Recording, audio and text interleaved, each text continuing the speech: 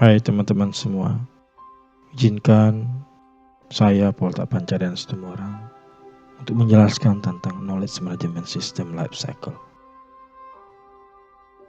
Saya akan menjelaskan tentang Knowledge Management System Life Cycle, lalu saya akan menjelaskan Desain Knowledge Management Blueprint, dan saya akan menjelaskan tahapan-tahapan dari rancangan Knowledge Management System.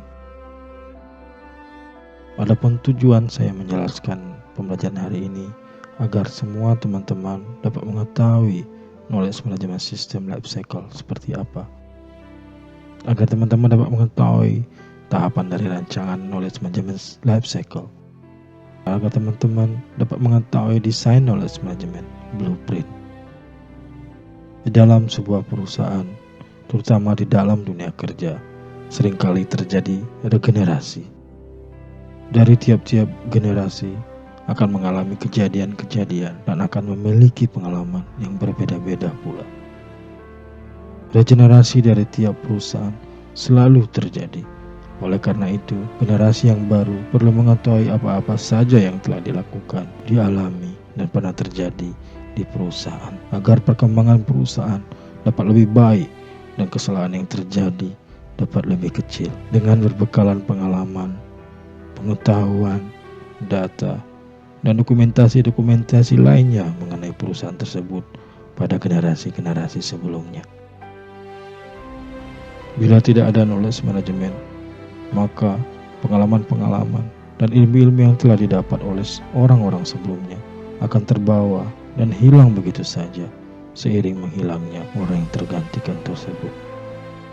Dalam sebuah knowledge management, terdapat sebuah siklus seperti siklus kehidupan yang biasa disebut knowledge management life cycle. Secara garis besar, knowledge management life cycle merupakan tahapan-tahapan yang ada dan dilakukan di dalam sebuah perusahaan. Proses knowledge management system merupakan IT-based system yang dibangun untuk mendukung dan mengembangkan knowledge yang ada di perusahaan. Knowledge management life cycle dapat diterapkan pada konteks teknologi informasi dari sistem knowledge management.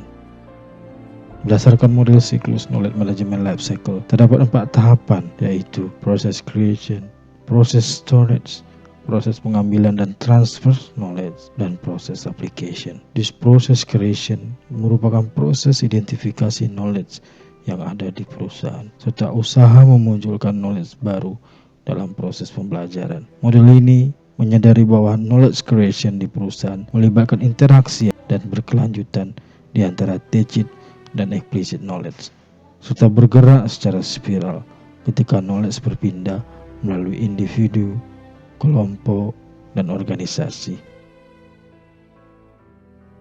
Knowledge management system ini yang lebih khususnya di proses creation diidentifikasikan menjadi 4 model dari knowledge ini, yaitu socialization, externalization, combination, dan internalization. Model ini dikenal sebagai model SECI.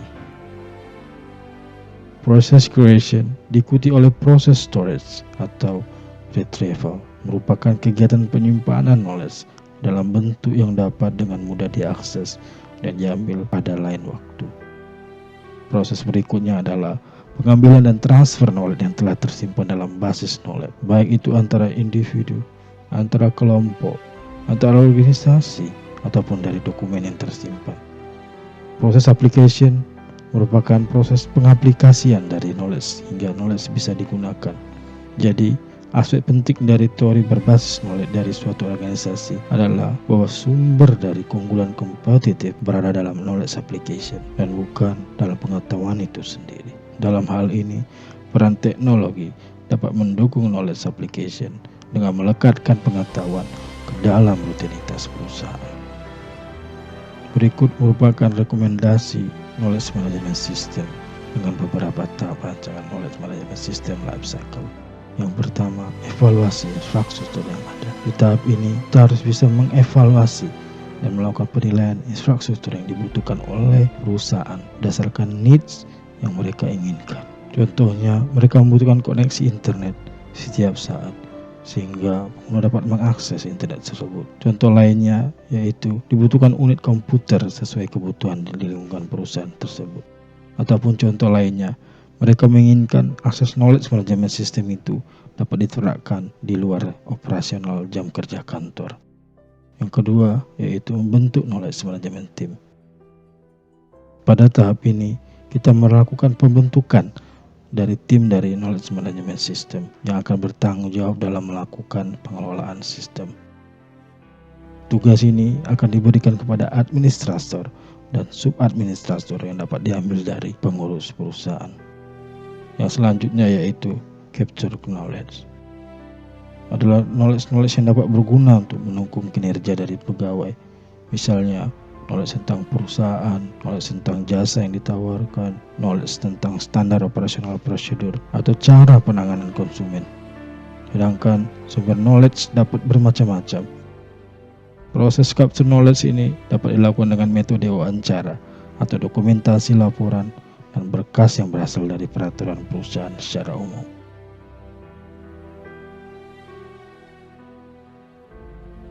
Yang pertama yaitu create knowledge. Tahap ini terjadi ketika suatu knowledge berbentuk, baik dalam proses diskusi, rapat, sharing antar pegawai, dokumentasi laporan ke perusahaan atau aktivitas lain. Proses ini akan menciptakan suatu know-how yang dapat berupa pemahaman pegawai atau anggota perusahaan untuk kemudian disalurkan kepada perusahaan. Yang kedua yaitu capture knowledge. Pada tahap ini, knowledge management team bertugas untuk melakukan identifikasi kebutuhan knowledge pada perusahaan, kemudian menangkap setiap knowledge yang dianggap berguna untuk mencapai tujuan utama dari pembentukan knowledge management system perusahaan, yaitu peningkatan efektivitas pendapatan. Knowledge ini dapat berasal dari berbagai sumber, baik dari lingkungan eksternal maupun internal perusahaan, dan berbagai bentuk baik tacit maupun eksplisit. Yang ketiga yaitu refine knowledge. Di tahap ini dilakukan untuk menunjukkan seberapa baik kualitas dari tacit knowledge yang dimiliki tiap individu dalam perusahaan yang ditangkap bersama dengan explicit knowledge. Pada proses ini, knowledge pada lingkup koperasi yang bersifat umum dan berupa ketentuan akan disesuaikan dengan kebijakan yang berlaku pada perusahaan sehingga informasi yang disajikan relevan. Proses yang keempat yaitu store knowledge. Store knowledge merupakan knowledge yang telah melalui tahap refine, kemudian akan disimpan dalam sebuah media penyimpanan berbentuk, contohnya website perusahaan yang telah tersusun dengan sistematis. Website perusahaan ini digunakan sebagai sumber data dan media penyimpanan knowledge yang dapat diakses setiap pengguna. Yang kelima yaitu manage knowledge. Proses ini dilakukan secara periodik dengan mengklasifikasikan knowledge yang masih relevan bagi perusahaan maupun tidak. Knowledge yang sudah tidak relevan dengan kondisi serta kebutuhan perusahaan akan dihapuskan. Sedangkan knowledge baru akan melalui tahapan capture knowledge kembali. Proses ini dilakukan agar knowledge yang disajikan relevan dan selalu up to date. Yang terakhir yaitu disseminate knowledge. Pada tahap ini, knowledge management team bertugas untuk mensosialisasikan knowledge management system yang telah dirancang. Knowledge yang telah disimpan harus dapat disebarluaskan kepada setiap pengguna sehingga knowledge management system yang dirancang mampu memberikan dampak positif terhadap efektivitas siklus pendapatan perusahaan. Setelah dilakukan perancangan, dilakukanlah testing dari knowledge management system atau menguji kelayakan sistem. Sebelum knowledge management system diimplementasikan terlebih dahulu, harus dilakukan pengujian untuk menentukan sistem layak atau tidak. Yang pertama yaitu berdasarkan kelayakan operasional. Penggunaan knowledge management system pada perusahaan memberikan manfaat untuk mengelola knowledge perusahaan yang dapat membantu pengguna menemukan solusi atas kesalahan yang sering dilakukan khususnya oleh pegawai perusahaan yang berkaitan dengan siklus pendapatan. Hal ini dapat menjadi nilai tambah bagi kepuasan dan tingkat kepercayaan customer terhadap perusahaan. Yang kedua, berdasarkan kelayakan teknis. Di sini, pegawai dan customer perusahaan sebagai pengguna utama dari knowledge management system yang telah dirancang. Pengoperasian knowledge management system ini rumit ataukah tidak bisa ditentukan melalui kelayakan teknis ini, karena bisa menggunakan media yang sangat berguna bagi perusahaan. Sedangkan untuk administrator sendiri, sebaiknya tersedia pegawai yang telah memiliki latar belakang di bidang IT. Yang ketiga yaitu berdasarkan kelayakan ekonomi. Komponen biaya ini akan menyesuaikan kondisi infrastruktur dan tenaga kerja yang telah tersedia pada perusahaan yang bersangkutan.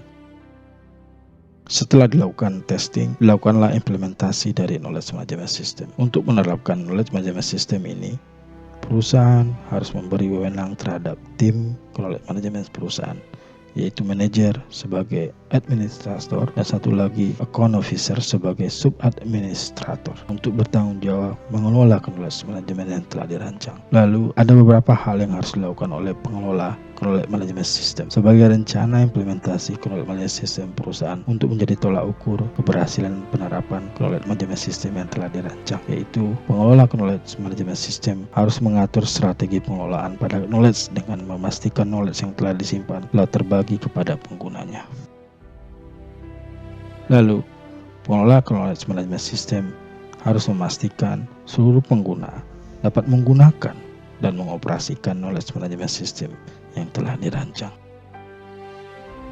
Pengelola knowledge management system memastikan sistem atau website atau apapun itu yang dibuat dapat mendukung terciptanya budaya knowledge sharing para pengguna, sehingga knowledge dapat selalu tersalurkan secara berkelanjutan. Lalu, pengelola knowledge management system harus mendapatkan feedback berupa informasi kepuasan customer dalam menggunakan jasa perusahaan.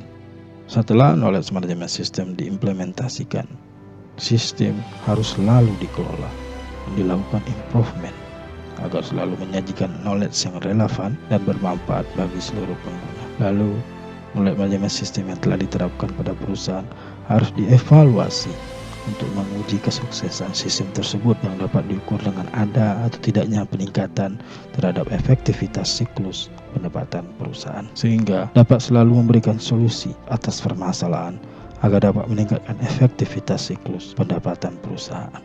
Kesimpulannya yaitu knowledge management system life cycle juga merupakan proses menyajikan teach knowledge ke dalam bentuk yang lebih mudah untuk dikomunikasikan dan dimanfaatkan dalam bentuk komunikasi yang memadukan pengetahuan eksplisit dengan pengetahuan eksplisit lainnya untuk membentuk suatu pengetahuan yang lebih mudah dipahami dan merupakan proses pembelajaran dan penerapan dari explicit knowledge untuk memunculkan atau menghasilkan knowledge yang baru untuk memperbaharui knowledge yang ada.